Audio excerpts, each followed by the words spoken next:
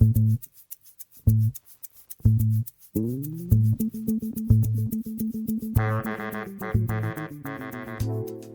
this is Pat Lynch, and you are listening and seeing the Career Pathways podcast, brought to you, as always, in our luxurious KILT studios. Today, we have Dr. Martha Beck, professor of philosophy at Lyon College, and it's going to be a great conversation. Before we get started, I'd like to just have other people on our team introduce themselves. Is producer Cheyenne somewhere there? Yep, producer Cheyenne's behind the board. Oh, and today we have a producer double threat, so we also have Producer Tyrese. Oh yes, so they're both making the magic happen, as always. So once again, just thank you so much for subscribing, listening for the first time. Please subscribe. And so let's get on with the conversation. Hello, Martha. Hi, How are you? I'm good. Oh man, we were talking about where this is kind of the legends portion of our podcast. So we're getting some of the we had Terrell. Oh, yeah. And so Right. now we needed to get you. So Right. we're just kind of checking the boxes. Right. But first thing we always start with is just a general question as far as just tell us about yourself. Who, I said you're a professor of philosophy, but can you kind of build on that and let the people who don't know you know who you are? Okay, just in terms of credentials. Yes. So I started out my college career at Oberlin College, pretty prestigious place. Mm-hmm. I left there and went to Hamlin University, which is not as prestigious, but I got a better education. Mm-hmm. So that's why at Lyon, people have said you can get a better education here than at a more prestigious place. Right. For lots of reasons. And then I went to graduate school at Bryn Mawr and got a master's and then a PhD there. In philosophy? In philosophy, Okay. Yep. I specialized in ancient Greek Mm-hmm. philosophy. I had 3 kids. Mm-hmm. I did marry the boy next door at age 20. Okay. And I had a baby 11 months later. So I had a baby my senior year in college, which most students would not think. Took a year off, went to grad school, and had another baby. The companies selling me the birth control were lying about their product, which only people find out much later. I was one of the test cases of, anyway. So then I got my master's, finished my thesis, 3 weeks before the second one was born. And then I had a third kid and took my PhD exam 17 days before she was born. And there's a lot of, I could tell a whole different story for over an hour just about sexism and how I've had to wrestle with that. I think our culture has a lot of problems trying to juggle the real needs that children have to be cared for and the way the economic structure is rewards and punishes. So that's really a problem. Yeah. But that's another story, really. Yeah. Well, we got plenty of time, so we might get to it. Okay. So I taught at university. I taught at a community college for 1 year. Then I taught at the University of St. Thomas part-time for 7 years. And then I taught, part-time 4 years, full-time 3 years. And then I taught at the College of St. Catherine for 5 years. And then I got the tenure track job at Lyon. And I've taught here since 1996. Wow. Oh, right. And you've also, with your time here at Lyon, you had periods where you were like a guest faculty member Right. in other parts of the world, right? Yeah. So I spent 15 summers in Greece. I had a friend who gave me a free apartment in Athens. And then I had a free place to stay in Olympia. Tough life. I think the students think I just spend my life with my head in a book, and this is not true. Then I taught for 2 summers in Prague, and then I taught in Bangladesh. I got a Fulbright to go there. in 2012. And then in 2019, I got a grant from the Indonesia government to teach there for a semester. And then I was trying to do a partial retirement, teach one semester at Lyon, one semester at in Bangladesh, Asia University for Women. Right. And so I went over there, and it was January 2020. So you stayed for a while. COVID hit. Yeah. No, I left. I Oh, just barely okay. got out Yeah, of there. yeah. That's another 5-minute story. But so then I taught online till the end of 2022. And then I lost both jobs. I had planned to have that for a while. I lost both jobs. And then I got the person we hired to take my place quit. So then I got offered this job again. Right. So I'm here for 2 years, and then I'll go back. I want to go home to where 2 out of 4 of my grandkids are, and 2 of them are in 10th grade already. Yeah. And that's where I raised my kids in the Twin Cities. And I have an apartment a block and a half from my old alma mater, Hamlin. Yeah. So that's where I'm headed next. But I am trying to set up another 20-year career where I teach somewhere else 1 semester a year and spend half the summer in Greece. That would be my ideal. I got to aim high. Yeah. And we'll see what happens. And there's a lot of online conferences. There's a lot of opportunities. So. And as far as in teaching, it would be Greek philosophy. I've taught a lot of stuff, right? Yes. So I started out with Plato and then Aristotle, and then I really did a lot of work on the culture as a whole, because I'm sitting over there in Greece, in Athens, and thinking, well, what was Plato's life like? So my idea is, what's the legacy? What wisdom did they want to pass on to posterity? What did they want to tell us? Because the way the profession works now is that ever since they died, somebody else had an agenda, and they either co-opted it, misinterpreted it, or they demonized it. Right. They misinterpreted it because they were anti-Greek. Right. Okay? And so in order to get a PhD and have status and publish in the journals, you have to toe the line of whatever's popular, even if it has nothing to do with Plato. Right. And so in order to get my PhD, I had to treat Plato like an analytic philosopher, which he is not.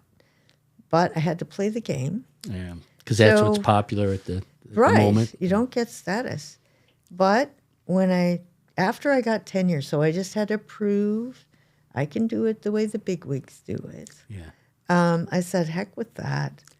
I want to find out what he really wanted to say. And then I went back to Greece, and then I connected with native Greeks who really loved my work, the people who knew the culture. And I thought, well, actually, that was what I was aiming for. But because Greece is a poor country, their journals don't count as much as American journals or German journals, even though they're completely decimated. So I did do a lot of work on that. I have a YouTube channel with 78 videos, 10 playlists, and the theme is the legacy of ancient Greek civilization in the era of globalization. So everything is relating it back to today and what they're trying to teach. And your YouTube channel, that you were pretty far ahead of many people, because that was like 10 years ago. You really kicked that off, which is real impressive. YouTube's, everybody thinks of the YouTube today, but you were so far ahead of most, in terms of really putting all this great content out there. I don't think I have very many subscribers, but I just didn't worry about being popular. Right. I just wanted to get it said and get it out there. That's why I went to lots of conferences and sent abstracts. If I'm talking to myself as a graduate student, because I couldn't find anybody who agreed with me, so I'm meeting that need. And so if somebody liked that paper, then they go to my YouTube and they probably like pretty much everything because Right. it's all connected. Well, So that was that. philosophy and its role in education today. Then we were talking before the camera started rolling about just liberal art, the liberal arts curriculum, and what's your thoughts in terms of the role, the necessity of philosophy in terms of a college curriculum right now? Because I'm coming from a career services perspective. I'm always focused on career paths. What that students can be successful, use this great education to fulfill whatever it is that they want, and somehow there's this prevailing thought, and I'm sure you have that perspective about where all of a sudden now, do we really need philosophy? It's kind of like we need STEM, we need all these.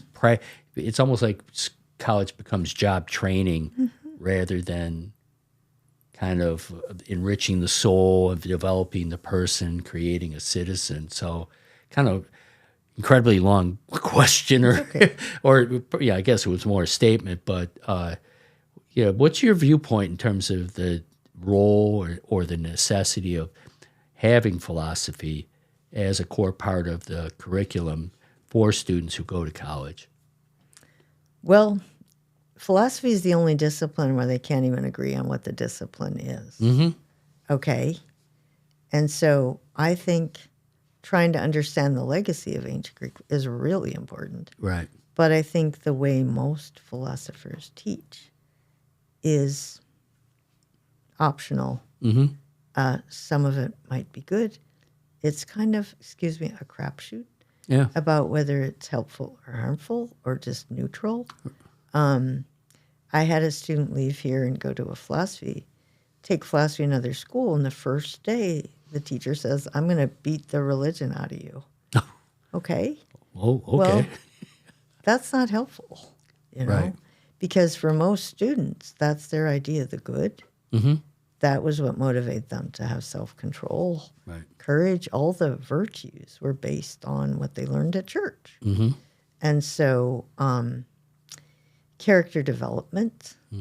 So the ancient model of liberal arts it wasn't anti-religious. I mean, it was religious church people who founded these small liberal arts schools. They founded them because they wanted the best and the brightest to unify reason and faith. So it's not a blind faith.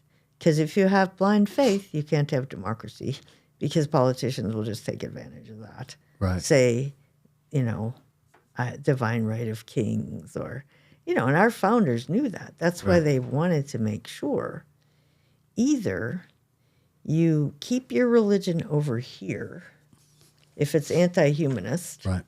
and you learn Greek humanism or you learn humanism over here, and when you are in the public realm and you're hiring or firing or selling a house or, all those secular things you do, you don't discriminate based on worldview, right? Everybody's capable of these standard classical virtues. They all knew Aristotle. They all liked Aristotle. A lot of them wanted to form virtue clubs, and they liked Confucius because they thought, well, he teaches all these virtues, but it's not connected to any religion, so people don't get orthodox. They don't mix it up, and they tolerate each other, and they just learn to think about virtue. But what happened was that was a natural. And the Greeks have this spiritual humanism, living for the sake of something greater than yourself. Right. Justice, truth, beauty. Okay? And that's what I think is still relevant. Right. But it got attached to the Catholic Church, and then the Catholic Church became rich and powerful. And so there was all the corruption. That'll happen in any religious tradition if it gets mixed up with power and money. what happened to Islam when oil was discovered in the Mideast. Right. You know, it's not the Muslim. It's not because the religion is bad. Right. It's because it's gotten all mixed up. So it got connected with that. Then originally, St. Thomas Aquinas united reason and faith. He brought Aristotle into Christianity. Right. But that became very stuck in its ways. And so then when, for example, Copernicus said, actually, the earth revolves around the sun, Son. and it was accepted because it was simpler, Aristotle would have changed. Yeah. But because the Catholic Church had co-opted it, Aristotle got connected with anti-science, which he's not. Right. But then all those associations, and so then starting in the modern period, there was a split between religion and science. Religion is just bad science, and you got to throw it away. But there are a lot of movements now. People who otherwise hadn't thought of themselves as religious are talking about spirituality. So neuroscience, Jonathan Haidt, The Anxious Generation, is talking about social media Right. and saying we got to get back to spirituality. A lot of people are saying that old notion of spirituality is really important. Well, it's all like I hear like that technology has kind of replaced, spirituality, it never religion. will. Yeah, Yeah. it won't. Yeah. I mean, Elon Musk might be a great engineer, but he is not. He's got issues emotionally and Right. in terms of his empathy or his humanity, or, I don't think he's a student of history or literature or poetry. Probably never took a philosophy course. It's, but how would if you're whatever major you are in college, how does philosophy help you as far as just to be a better person, better citizen? Okay. So I always give my standard lecture about Athens, Yeah. and it was a democracy. And so I put on the persona of Plato. I say we had this great democratic society. We had all these institutions set up to try and teach people to care about being citizens. Right. So they can get beyond themselves and they can think about living together under a common body of laws. They can want to live moderately. They can want to lift everybody in the middle class. They can want people to flourish. They can want everyone to develop their abilities. And that would be a goal in life, is that I would find out my calling. What is it that I naturally think about or muse about? And how does the society, make use of this in a way that I can get the expertise and I can use it to promote the common good, right? That would be your place. Now, somebody, in the next 4 years, there's going to be a lot of disruption. So somebody might naturally have liked something, but because of disruptions, it would turn in a different direction, right? So let me think if I can think of an example. Somebody might like math and be moving right along, and all of a sudden realizing, Einstein is a great example, is that he was a pacifist. Right. He thought, he invented this new theory, but he had no idea it was going to be used to make a nuclear weapon. Right. And not only that, he ended up on the committee, Right. right?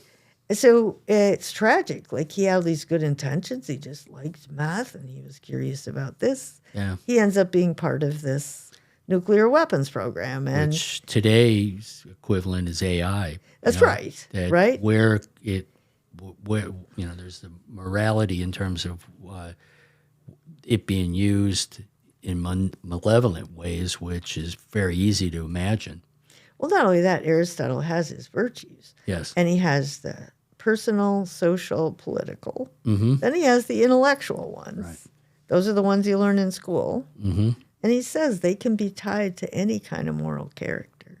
Right. And then the characters in Greek tragedies, the ones that do the most damage are the smartest ones because they can completely manipulate everybody else. Right. Right? And then Plato's story of Athens, Alcibiades is the smartest guy in the room. He wraps the Athenians around his finger and he ends up being a traitor and helping them lose the war. I mean, this goes again, the god Apollo is the god of reason, but he is not. He's indifferent to justice. And he treats women like nymphs, like sex objects. And if they reject him, he takes revenge. Right. He's a nasty guy. Yeah. But that's, Elon Musk has how many kids? 9? 10? Yeah. I don't know. But, And he's not a father figure. Not at he all. doesn't, Yeah. no, he's totally out of touch right. with his emotional side. But he is worshipped Yes. and he worships himself. And we're just making all the same mistakes. That's why I keep going. Whenever I teach the deities and I talk about the kids just jaw drop like, oh my God, how did they know? So there's certain basic primitive drives, instinctual drives that are never going to go away. And the purpose of those ancient cultures was to assimilate those drives into culture. Create a culture where drive, like aggression, gets tied to seeking the common good aggressively, right? You're competing to see who can create the best polis. Yeah. And then sex, animus and anima, you have to balance them. And when they get out of balance, okay? So, for example, if men just treat women like sex objects, right? Tarzan and Jane, something pretty primitive. Then the next is Helen, an aesthetic object, like just the beauty of a beautiful body. That's fine. It's just beauty in and of itself. Then the next one is the Virgin Mary, right? She's the mother. And the trouble is in patriarchy, women tend to be great mothers, but they're not sexy. Or if they're sexy, they're not good mothers, right? That's called a whore Madonna complex. Either women are perfect or they're sexy. Yeah. And that's a real problem for men and women, right? Yeah. You can't really relate to each other as human beings. Right. So, and then the ultimate one is wisdom, that you actually can get it together. It's the same thing with women, the way they treat men. So there's just a real need to figure out how to get that integrated and balanced. How does like a culture like what you see in Afghanistan, where I guess women are, they're prohibited from. Oh, it's many terrible. things. I had students from Afghanistan. Yeah, and it's all. I may be misspeak, but are they regarded as property? I know that's a very old way of thinking, but Right. But how do you find a right and wrong in a culture like that? Well, it's wrong, right? I mean, Okay. women are by nature equally capable. Yes. So any kind of patriarchy is wrong. Okay. Right? And so it's just the goal. That's why I think philosophy is important. Yes. Is it you've got to get that this would be the goal, flourishing. Right. And so you constantly check yourself. You're learning, you're teaching yourself. And you're teaching yourself what somebody's talking about when they talk about patriarchy. It's like, oh, that's stupid. That's a bunch of feminists. It's like, Right. you should check it out, right? So patriarchy is the by design is something to suppress women. Is that Well, it's just that men have the advantage, right? right? The expectations. And then women tend to internalize, right? So sometimes a man might try to be equal, but the woman has internalized inferiority, or it's just very long established. It's unconscious.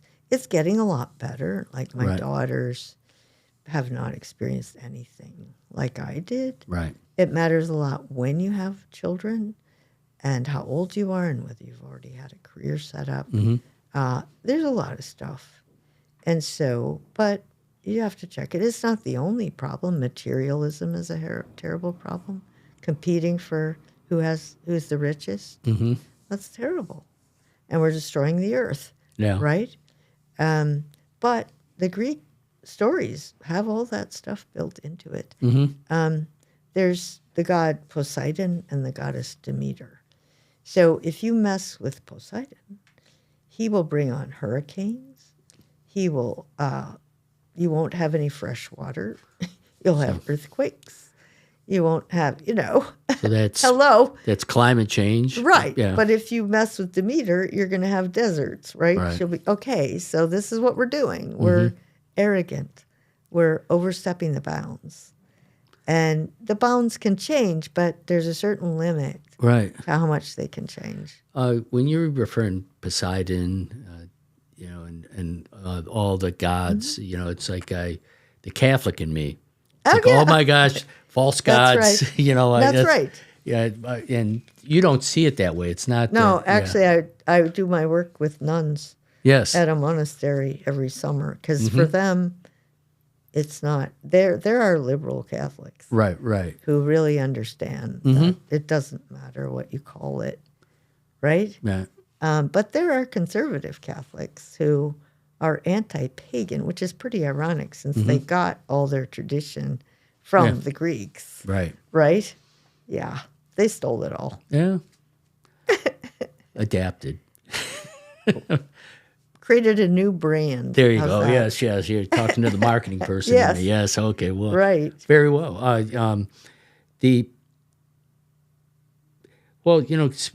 Speaking of as far as with philosophy is part of the goal is to kind of learn how to live a righteous or a just life. Is that kind of one of the kind of why, going back to its central role and why we need it to remain in education is that it's going to impart to every student who comes through these things. Okay. So in a liberal arts school, Yes. it is associated with refining your idea of the good, Right. human flourishing, the human good. In a university, most PhDs, it's about analytic philosophy, which is facts. You just look at facts and draw inferences. So it's teaching logic, critical thinking, Right. but not values, because on that model, values are prejudice and, right? So we're morally neutral. Okay, but there's no such thing as moral neutrality, because to teach logic without any context is to teach you how to use your brain as an AK-47 and mow people down. Because right? you do. Yeah, I remember from logic when I took logic was syllogism, so you Yes. could arrive at a conclusion. A syllogism could easily arrive at a pretty evil conclusion. 10 reasons why you should sleep with me. Yes. Okay. There you go. Yeah. Clytemnestra had 5 good reasons for why she should stab her husband to death. Yeah. Yeah. All made sense. It did. And that's why you have those tragedies where Right. they all have reasons like, oh my God. Yeah. Okay. So that's just something that when you have. I mean, when a student takes your course, what are you hoping they walk away that they would say, 5 years, 10 years from now, that this is the one thing that really resonated with me. That's right. Well, greed is the political evil. Okay. Greed is a thing that destroys societies. Right. Because money will stick to money, the middle class will shrink. Homer's Iliad. Elea was the richest city. And Priam thought, Paris was this little spoiled brat rich kid. And he stole Helen. Right. And he brought her. And the priests said, give her back, because this is wrong, right? The gods have spoken. And he says, oh, no, I have to coddle my nice spoiled brat rich kid. And it decimated the city, He thought he could buy off the Achaeans. They came, and he brought a whole lot of money. And, you can't buy everybody off, Right. Yeah. People have higher values than just money. And so it didn't work. Yeah. So you can't just win hearts and minds with money. So there's that. And then, okay, so when I started teaching 45 years ago or something, it was questioning, are we really a democracy? Because I went through college during the Vietnam War. Right. And the big issues were, I grew up with interfaith dialogue. I never thought there'd be any backward sliding on that. So I grew up with humanistic Right. Christianity, which humanistic, Hindu, Buddhist, you name it. Right. And then the civil rights movement. Martin Luther King, my dad marched in Faith-based, Selma. yeah. Yeah. So social justice was an imperative of being religious. Right. You had to treat people equally regardless of race, creed, gender, whatever. Which what I learned in church was the same as what I would do in society. But our founders knew there were people who learned things in church that you better not bring with you. Right. Right? You can't refuse to hire someone because they aren't the religious. They don't go to your church. Right. Right? So I grew up with the union of reason and faith. So civil rights, then there was world hunger, so global issues. And I was learned to think globally. And the environmental movement was big. And that was the one that stuck to me because I thought these other things are going to change because they're related to human choice. And we can choose.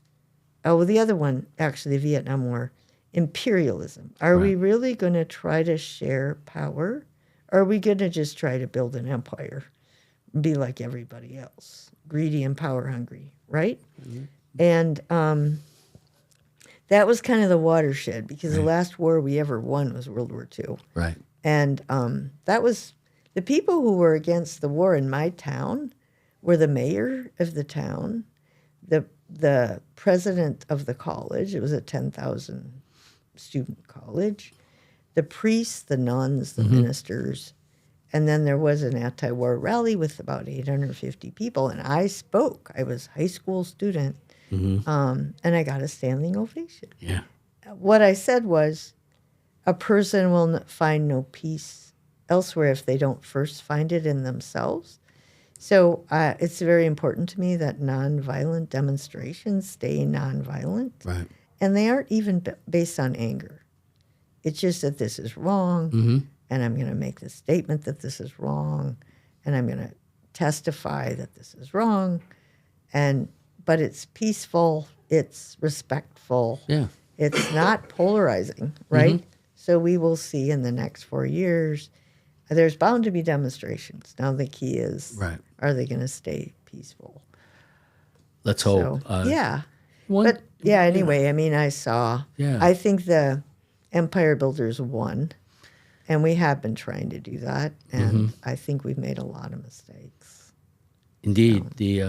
One thing, going back to one thing you said is social justice, as far as the core of social justice, how does that match up with conservative Christianity as it's seen today? I don't see that social justice has a place in how conservative Christianity is practiced. Well, there didn't used to be all this polarization. Yeah. So there were Democrats and Republicans in my dad's church. He was a Methodist minister. And for them, conservative meant conservation, for one thing. Right. They were totally in favor of conservation. Yeah. And they were isolationist. Right. Right? It was the Democrats that wanted to save the world for democracy. And they were keep the government out of my religious beliefs. Yeah. I mean, they really had this, I have my religious beliefs, but I don't discriminate. Right. Right? Keep the government out of my bedroom. Who I sleep with is not the government's problem. Almost and libertarian. Don't discriminate. Yeah. It was more minimal government. It was isolationist. They were abortion, right? Right. That's my business. That's not the government's business. Right. So, it's totally changed. Yeah. But in general, there have to be two parties. One of them focuses on the creation of wealth, and one focuses on the distribution of wealth. And you can't have creation without distribution, or the rich just keep getting richer. Mm-hmm. And you can't have distribution without allowing for creation. Right. Right? So there should be a nice dialogue going on. Mm-hmm. But it's crashed, right? It's crashed and burned. Yeah. Because especially in Citizens United, when there's so much money involved in politics, it's the donors donate, they win. Basically, they think of a lot of the politicians are the employees of whoever the donors did. Now, not all of them. I think it's very important that students distinguish between the ones that really are trying to create a middle class and really are trying to move us toward green energy, which is the next generation's task, and then the ones that really are just puppets for their donors. Right.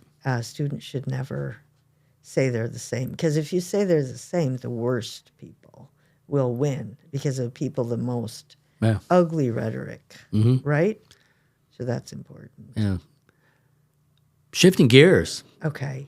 This is your last semester. Right. So you were saying 45 years that About something like that, yeah. okay, that in terms, so looking back, kind of reflect on your career, kind of share your thoughts in terms of just, what I've seen, what I've done. I'd love to hear kind of your story. Well, I just think I failed. Really? Of course. Because the No, country, wait. everything I wanted to happen has not happened. The opposite has happened, right? But that's not due to your lack of Right. No, but you're asking, I Yes. mean, I feel like I Please, failed. I can't tell you how you feel. And so what happened was, especially since 9/11, Right. I've been very aware that this is really bad. Mm-hmm. It's heading the wrong way, and I alienated myself from my kids. I drove my kids nuts because I just couldn't. I was obsessed about this, right? Mm-hmm. I was panicking all the time. And teaching, Panicking for what reason?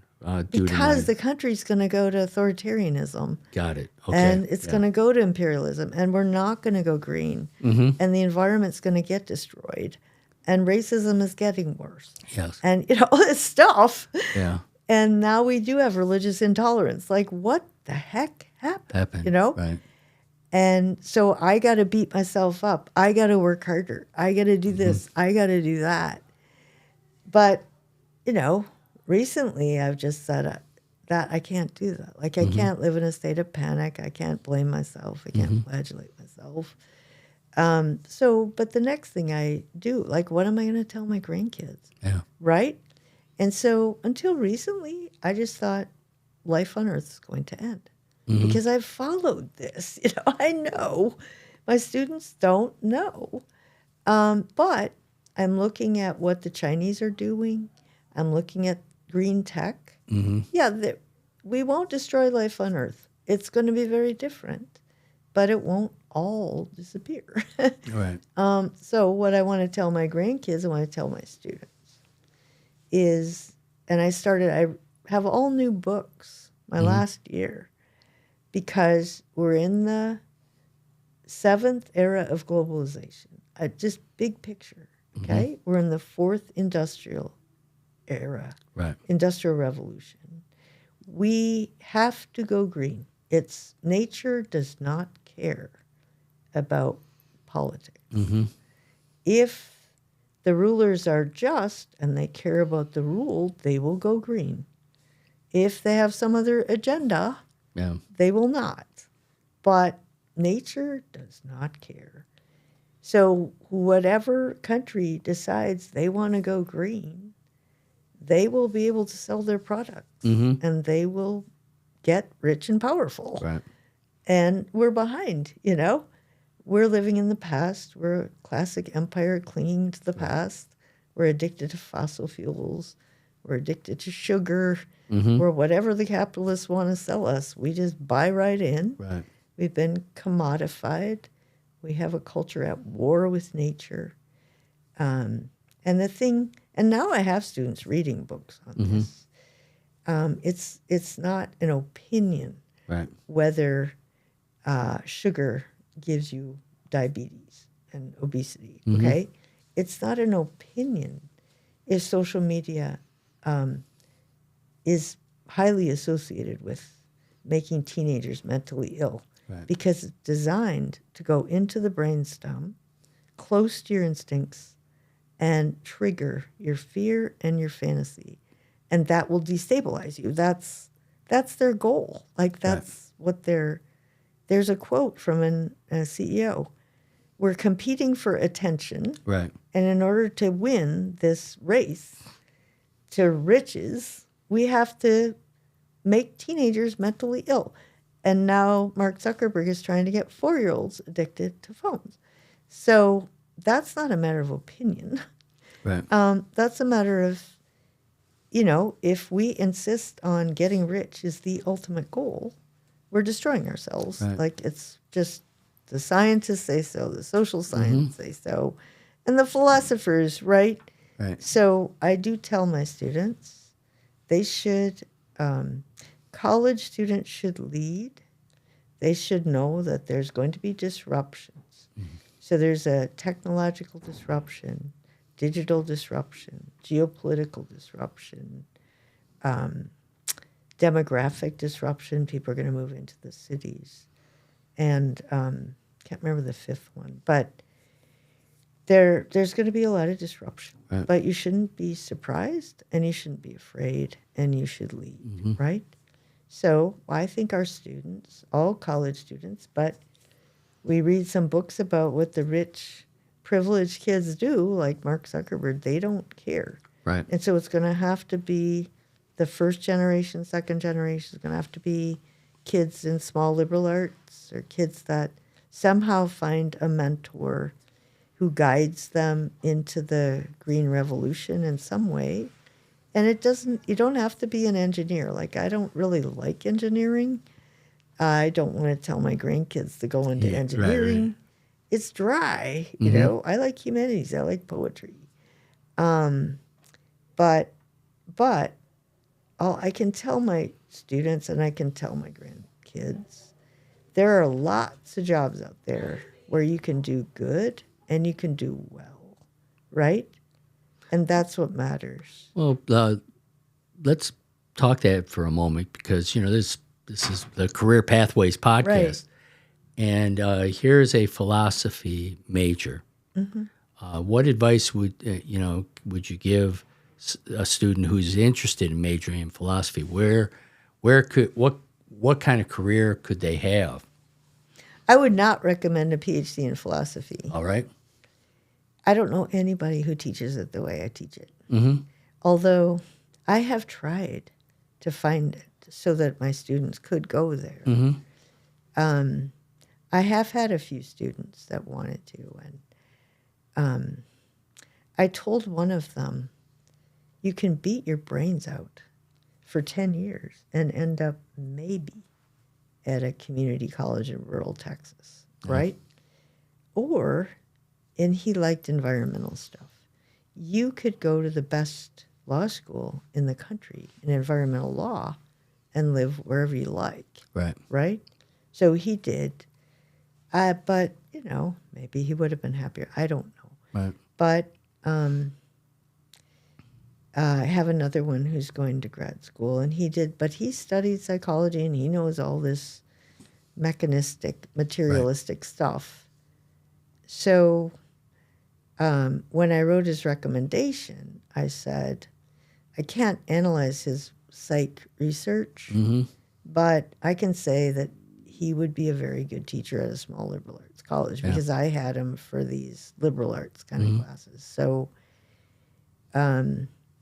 So I always encourage a double major or a major a minor in religion and philosophy. Right.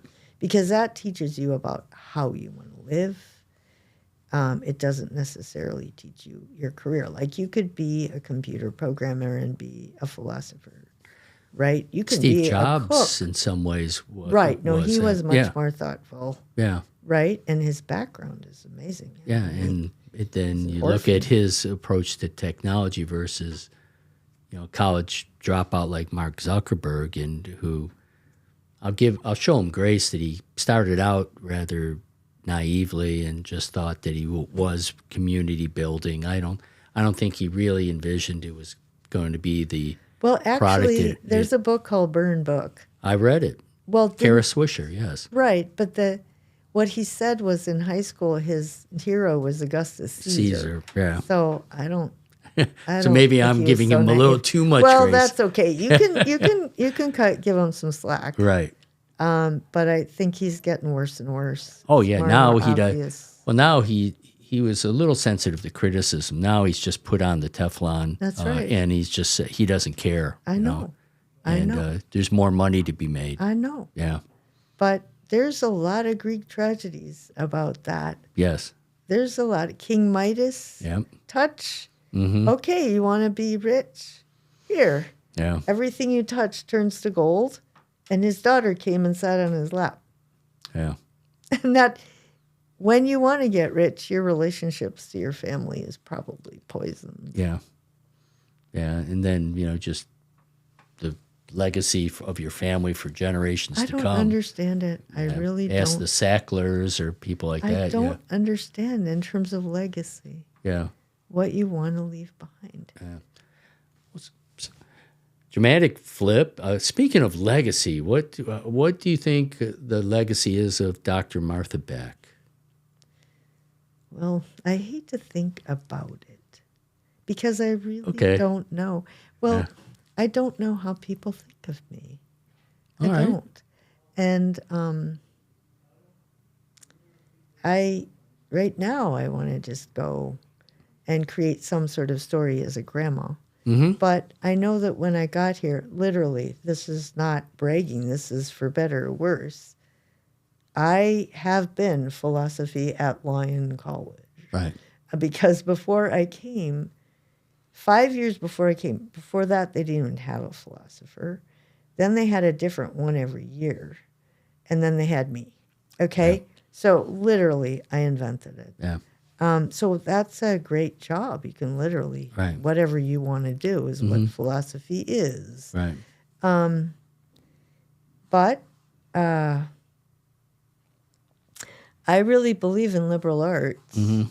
And I do hope people can understand what Plato's Academy was up to, okay? Because he watched his democracy die, and he decided to start a school for future leaders to warn them, you will be tempted to do this. Don't do this, because you'll lose your free society. Because we're losing free societies everywhere. Right. And either because they did have it and they lost it, Mm-hmm. or these other countries were moving toward it, right? And so I've given this lecture in China, lots of places. Mm-hmm. They all understand it. So we have a common humanity. We have an ability to self-regulate. We have an ability to think like a citizen and to be able to spot rhetoric. But and I do think if you're college educated, you have a responsibility, right? Mm-hmm. Because I don't think anybody is too stupid to understand when they're getting manipulated. But if you set up your society so you don't give people a decent K through 12 education, Right. and you bombard them with billions of dollars worth of propaganda, Right. it's hard to expect them to be able, right? You put them in a situation where they're afraid and uneducated. You're just manipulating them so that you can tell them a story that they'll believe. Yeah. So I really don't have animosity toward, working class people. Mm-hmm. It's the people at the top. Right. that abused their power. And that's why Socrates talked to the elite, not because he was an elitist, Right. but because they run everything and they decide. So that would be one legacy, to value liberal arts and to have Lyon hang together enough so that, I mean, you get PhDs are highly specialized. Right. Can the faculty and the staff and the administration keep the vision alive, right? Of learning how to think like a citizen, learning how to integrate the stuff, sending the students off. There's a book about evidence liberal arts needs, and it shows, using social science, that students who are first, second generation, they know the difference between going to college and not going to college. Right. And they disproportionately, like 30% more higher percentage, if they majored in a liberal art, that they would be leaders in their communities, that they would keep up with reading, that they would attend cultural events, that they would really do what you need to do to maintain a free and open society. So I think Lyon, I've enjoyed teaching here, even though I didn't have the mindset of most of my students. Right. A very small percentage would be somebody that I grew up thinking like me. Right. But that's all right. I don't judge students. They're here when they come, and then together. Also, I lived on campus for 7 years, so I have no illusions about my impact. And I tell them that it's just the community as a whole. And that's what it said in that book, is that they don't remember exactly what subject or teacher necessarily, but they remember the community. By the time they left, they were thinking at a higher level. Yeah. So that's why, to me, it's been an honor to teach here. Right. And it's been an honor to try and pass on what the Greeks thought. To me, it was like scary. Like, I've been entrusted with this, right? So I've been entrusted with trying to pass that on. Right. And I've been entrusted with trying to pass it to Lyon students. So I can't say I was always living up to that, right? Because Independence County went more from Democrat to Republican than any other county in the whole country in 2004.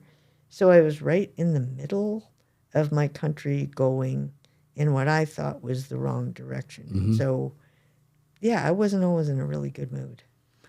Yeah, there was Skip Rutherford recommended an author. He's a UA professor that chronicled the whole change in the state of Arkansas from Democrat to just solid Republican, and kind of the reasons why. I read that book, I think, from Blue to Red. Blue to Red, yes. It just doesn't have any values in it, because that's the social science. Science. It was more the poli side that just. Well, it was just about, the rhetoric was effective rather than it's wrong, right? And why was it effective? It was wrong, but why? But the worst thing was it miseducated people. Yes. It taught them to think that politics was associated with this, when really that's the worst, is the miseducation. And so, all it really is a testimony to who has the most effective rhetoric, which in this case is the most wrong. Right. Our founding fathers were not fundamentalist Christians. Right. They were religious heretics. Right. They were not loyal to their country. They declared war on their country. They were not conservative. They were radical progressives. Right. There's so many ways that the story got totally turned around. Yeah. And so, but still, it was always an honor to teach here, because it's up to me not to polarize. Right? And I know that a lot of professors have been part of the problem of polarization. Mm-hmm. And they shouldn't be. They should be part of the solution. Right? Yeah. And I guess one of your goals would be just kind of open them up to being able to think and reason and judge on their for themselves, and just not necessarily be manipulated by others. Well, there simple were way these- of saying it. but- Right. Well, there's 5 qualities of liberal mind, which used to be in the catalog. I don't think it is, but Right. I made a poster of it. So it's intellectual honesty, like admitting what you know Right. and what you don't know. And if you don't know, find an expert, Right. right? And you don't necessarily go into your algorithm. Mm-hmm. It's hard. I tell the students, very, very hard.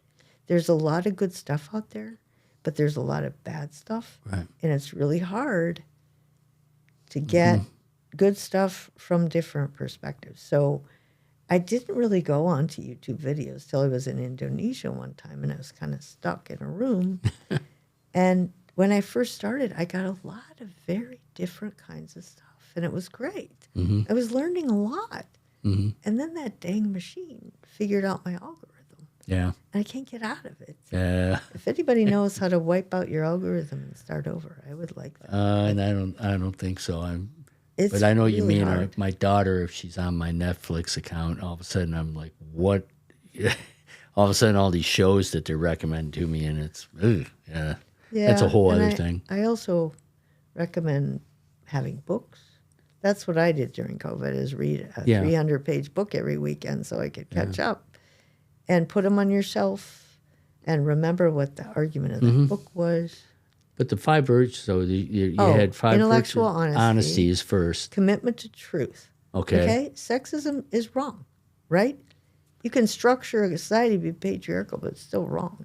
But has truth been co-opted? Because now, you always hear, like, this is my truth. I know, but it was Not and the truth, No, not it's only my that, truth, The yeah. liberals are the ones guilty of it. Right, okay? right. It's not all socially constructed. That's why Yeah. I can't label myself, Right. and racism is wrong, Mm-hmm. and discrimination based on some religious identity is wrong, Right. and destroying the environment is wrong, right? All that stuff.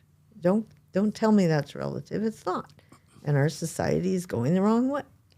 And these other cultures, you can judge them as better or worse. So then the third one is fairness to opposing points of view. Okay? All right. And then patience with complexity and ambiguity. That's really hard. But that's really important, right? Oh, because everybody wants to be reductive and make it black and white, which is a simple way of addressing everything, of course, but it's not the right way, right? It was a guaranteed no. I mean, Yeah. it's guaranteed to be wrong Right. because whatever you do, people have to buy into it. And so that is, like, by definition, wrong, right? And then tolerance of reasoned dissent. And so people can disagree, and I tell the students, I've had students tell me, I had one kind of recently say, she came in, what do I have to write to get an A? And I Okay. said, well, what did you like about the reading? So the students really have to figure out, they read it, they write their own comments, because I want them to come to know their own mind. All I'm doing is throwing stuff at you so that you come to know yourself and your mind. Right. You're transparent, but you're also accountable. Like, there's follow-up questions. You can't just think anything. Right. But you definitely need to know what you think and admit what you think to yourself first. Because if you have these prejudices, you need to bring them up and, look somebody in the face and say, you can't do Right. that, but you should. You deserve to be examined. What was the question again? Oh, The 5, well, we were on the 5 virtues. and so, yeah. Okay, so I had a student. She was saying, what do I have to write? I said, well, what did you like? We did the Greeks. We did Right. some of this and that. She said, well, I think what you do is of the devil. Oh, my. Well, there's something to write And- about. Yeah. well- yeah. And, it's humanism. She was against humanism. Yeah. But I always say, look, all I'm doing is teaching the stuff that's the foundation for Lyon, right? When Lyon says we don't discriminate on the basis of sexual orientation, race, gender, this is it. Like, here is the philosophy behind Lyon College, whether I agree with it or not. I happen to agree with it, but I have a responsibility, even if I didn't agree with it, to teach it. Right. And so, okay. So we worked out something that from the material that she could live with. And her first paper was really terrible, but I gave her a decent grade because she would have thought it was political. Yeah. And it's not worth it. Right. And I don't grade on the curves. So, but wow, she gave me an evaluation that was really off the wall and unfair, but it's okay. So I tell my students, I can tolerate that, even if it's not reasoned, because I am a teacher and I do have power. But, the 5 qualities, you don't have to tolerate something that's just off the wall, because you can't have democracy, right? So, I mean, our students, people are going to have to figure out, how do I be fair to opposing points of view, but I don't have to tolerate completely off-the-wall anti-democracy things. But it's a judgment call. So that's why I like Aristotle's virtues, is that everything is a judgment call. Right. There's no formula for moving ourselves into the next transition. There is disruption. You have to understand your historical place.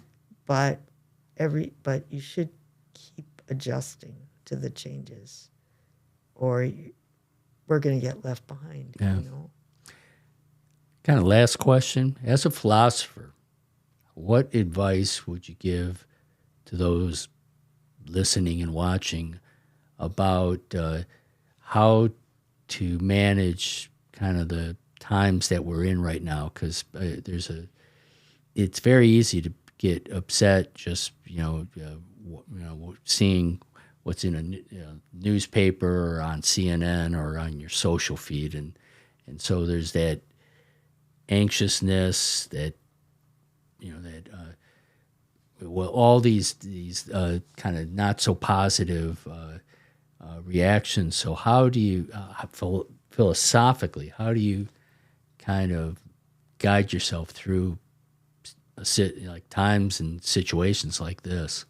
Well, I mean, actually, it took me a while. It's only recently that I think you just tell your students, I tell my grandkids, it's a really exciting time because we are going to change. Right. In their lifetime. Like, the climate is going to change radically, maybe by the end of this decade, but certainly 10 years from now. And people will figure out they can get rich. And so there's going to be a whole lot of green innovation. Right. And so whatever your students major in, they should connect it to sustainability. Or they should, maybe the first job they get, they're selling somebody something they don't think they should buy, they don't need, it's just more a waste. But once you get experience, you can have more leverage and you can, you have to do it well. So what did I want for my children when they were growing up? I wanted them to find their calling. I wanted them to find what they like to do that think they can contribute, so that when they end up 40 years old with a family and they absolutely have to do whatever they have to do, that they're actually working in a company that has a good mission and you're working with good people. And all of them are in their 40s. Yeah. And they all are doing that. Right. And they had some time, this is another thing I'd recommend, in your 20s to have those years to go and try a lot of different things until your late 20s, and then you go, okay, this is what I really want to do.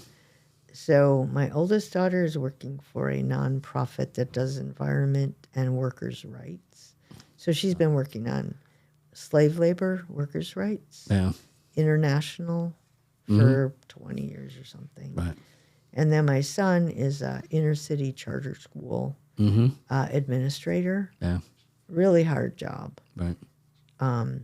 He got cancer because of the stress, Mm. but it's neuroendocrine cancer, and that's because we know that plastic leaches endocrine disruptors. Right. People are getting endocrine cancer. He got it because he was under stress. The rest of us don't get it because we're not under that much stress. Mm-hmm. But if you're going to be a chemist, go into biodegradable options to plastic because that's going to be big because we have microplastics. And forever plastics that are Yeah, with all, right. you and me, we carry however know, much. Yeah. But someone's going to make money on Oh, yeah. a replacement for plastic, Right. some way to get the microplastics Yeah. out of the sea, you know. And my youngest daughter is in a nonprofit journal, newspaper out of Connecticut that she does economic Right. reporting, so that she did the reporting that you can't do if you're a profit motive newspaper, right? Because Advertisers would that's oppose. right. Yeah. That's right. Yeah. But, you know, they did a lot of different jobs. The students should expect that they have a lot of different jobs. But the most important thing is that disruptions are going to be there, and we will make the transition to green energy. Right. Some people will die. I don't know how many diebacks there will be, but Yeah. there will be diebacks. Yeah. And then they should just take the lead. That's all, and not be afraid. Mm-hmm. That would be.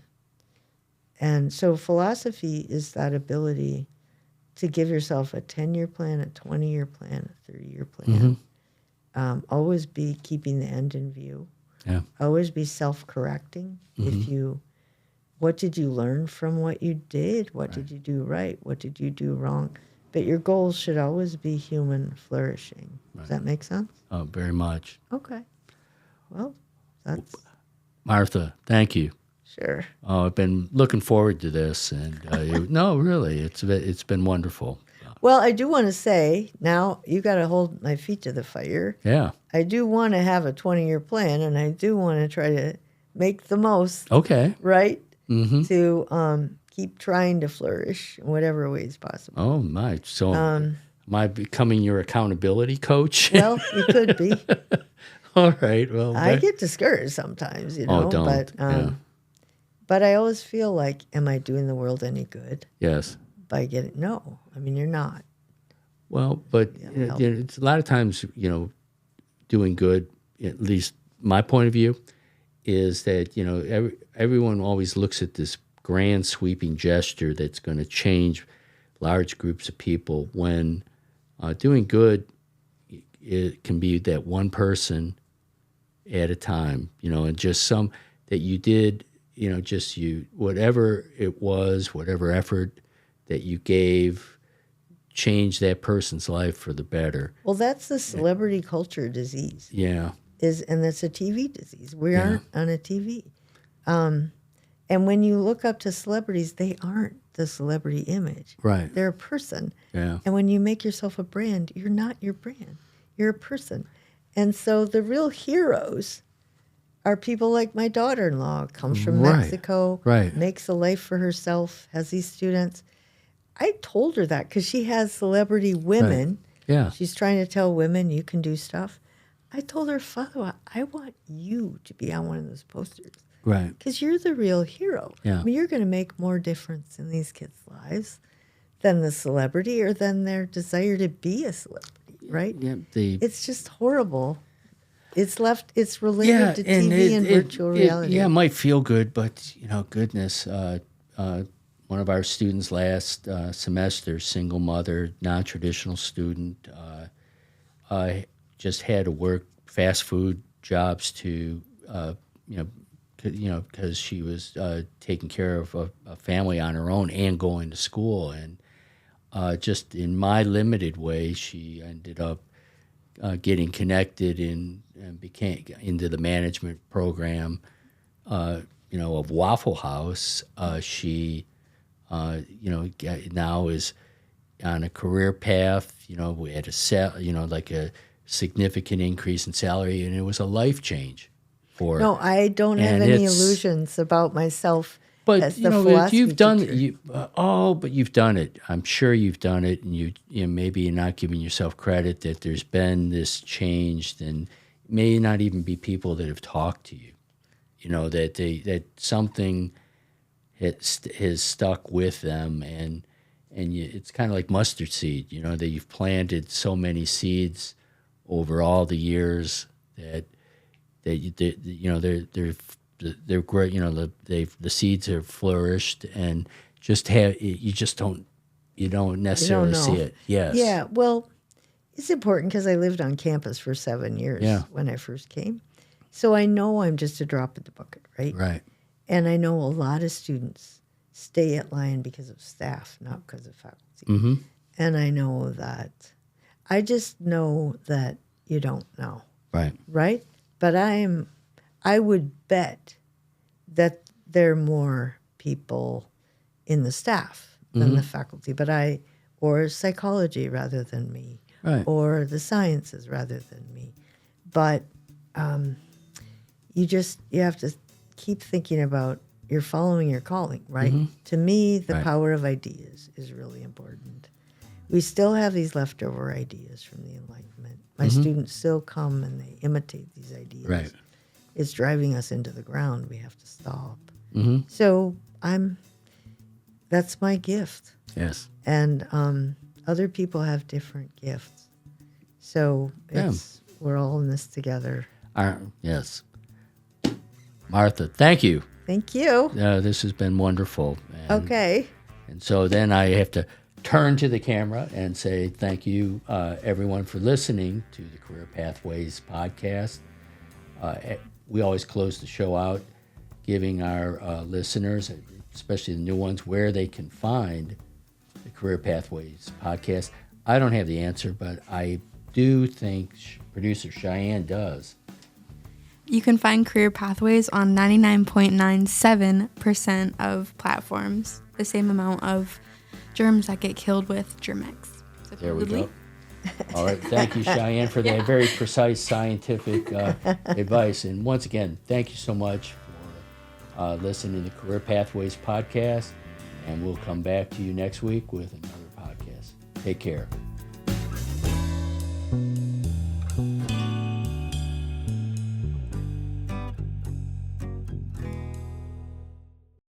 This broadcast is sponsored in part by Lyon College and by KILT Studios.